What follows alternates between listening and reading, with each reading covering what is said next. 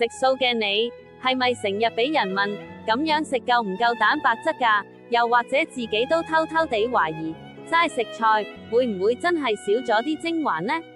尤其係聽到植物性蛋白質唔完整嗰陣，心裏面係咪都打咗個突呢？其實，植物性蛋白質同動物性蛋白質最大分別，係佢哋嘅氨基酸組成。我哋身體需要9種必需氨基酸，但好多單一植物性食物，例如穀物或豆類，都會少咗1、2種，呢啲就叫做限制性氨基酸啦。所以，齋食一種植物蛋白，的確係未必足夠㗎。但係，呢個問題有個簡單解決方法，就係運用蛋白質互補原則。